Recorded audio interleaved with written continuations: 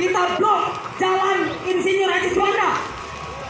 Ini mungkin kali pertamanya. Blokade jalan bakar ban, tim Raibas pukul mundur masa kerusuhan di Dago Elos Bandung. Suasana di kawasan Dago, Kota Bandung, Jawa Barat mendadak mencekam lantaran terjadinya kerusuhan Senin 14 Agustus 2023 malam. Melansir dari Tribun Jabar, diketahui polisi menangkap sejumlah warga saat kerusuhan tersebut.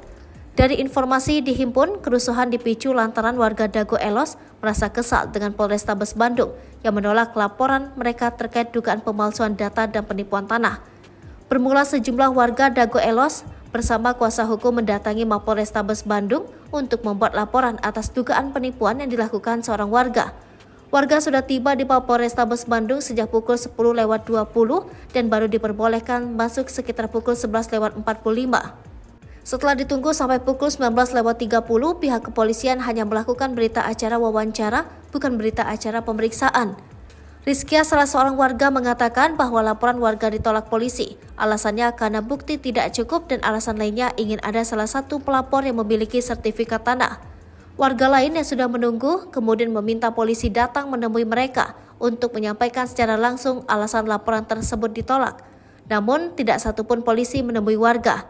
Kemudian sekitar pukul 20.30, warga Dago Elos memblokade jalan dan membakar ban dan kayu.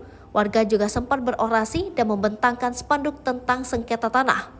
Aksi ini sempat membuat kemacetan. Petugas kepolisian menutup jalan dari sebelum SPBU Dago dan meminta kendaraan menuju Dago atas putar balik. Petugas dari Polrestabes Bandung dan Polda Jabar sempat bernegosiasi dengan warga. Negosiasi sempat berhasil, namun tiba-tiba terdengar 3 kali suara letusan gas air mata. Sontak hal itu memicu kerusuhan, warga kemudian melempari petugas dengan batu.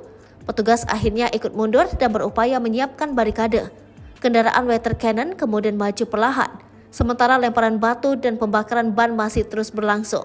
Polisi terus berupaya memukul mundur massa pukul 22.45. Barikade polisi perlahan maju dan kendaraan water cannon menyemprotkan air ke kerumunan, berupaya membubarkan massa.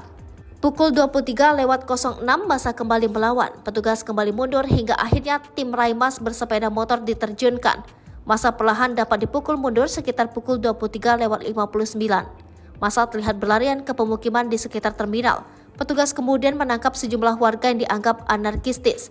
Kondisi telah kondusif pada Selasa 15 Agustus 2023 dini hari.